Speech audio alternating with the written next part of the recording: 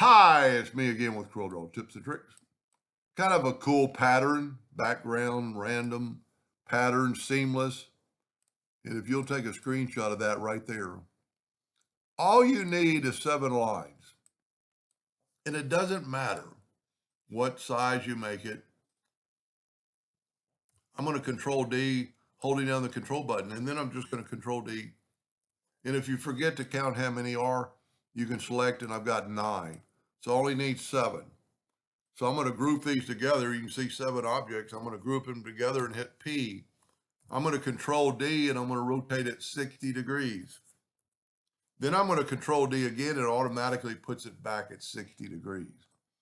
So this is all you need to do right here is follow along. If you took a screenshot, just leave this center line and take away that one and that one and that one, and you want that angle.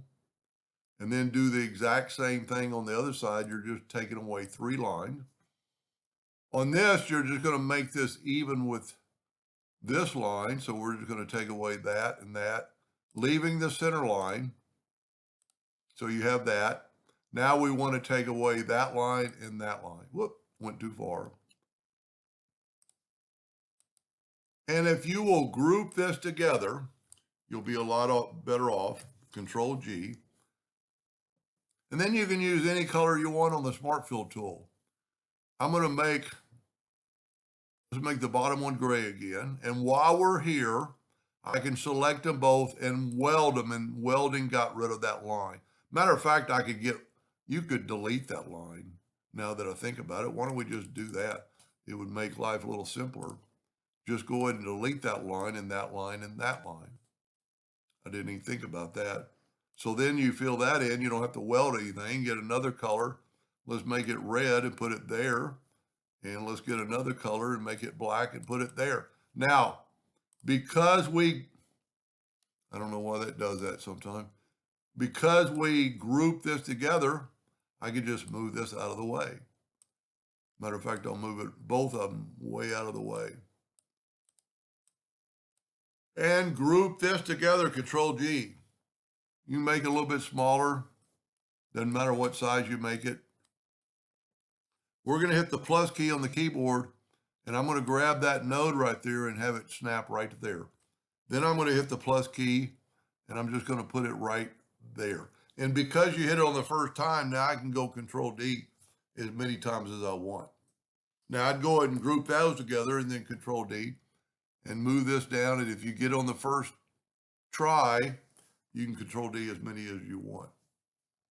And you could change around, with the pattern, the colors. I'm not sure. I mean, if you look at it pretty close, it looks pretty real. But there are some other things we could do to this, interactive fill tool, maybe on the gray. Let's back up here and actually do this so you can see what you could do with it. And I'm going to make sure I've just got 1 copy, and I had 2. So I'm going to ungroup it. And I'm going to take this one, and I'm going to go up to Edit and Clone. I'm going to change my nudge factor to something bigger, like 3 inches. And I'm going to move that out of the way. Then I'm going to grab the red.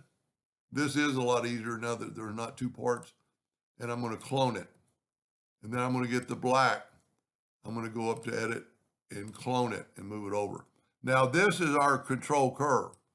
So I'm just going to move it out of the way. For a second, I'm going to group this together, Control G, Control D, make a duplicate. Whoa, you don't want to do that. Get the 2-sided arrow and put it right there. Grab both these, Control D, get this node right there and go there. And since you hit it the first time, you can make as many as you want. I'd go ahead and group those together, Control D to duplicate it. And this you could do mathematically, but it's pretty, well, see, I didn't hit it the first time, so I probably won't be able to Control D it. See, I'm not even there yet. I'm going to have to zoom in. And I'm going to grab that node and have it snap to there.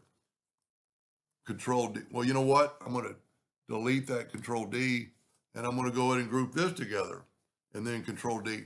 That way you're doubling your steps every time you do it.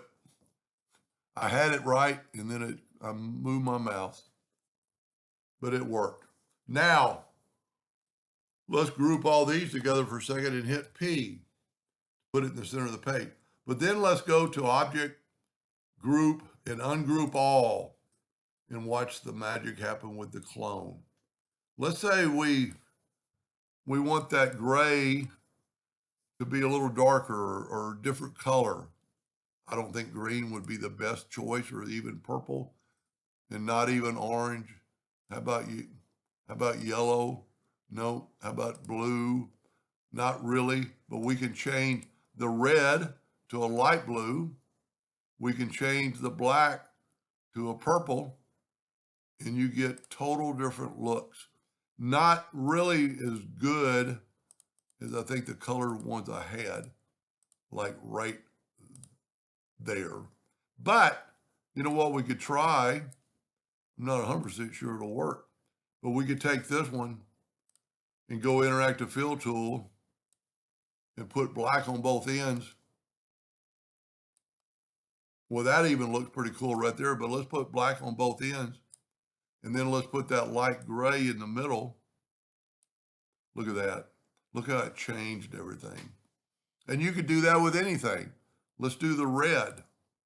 Let's do, this is just a clone, and anything if you did it right, let's put you know what, let's put red on both ends on this one, which really doesn't change it until you put a darker color in the middle.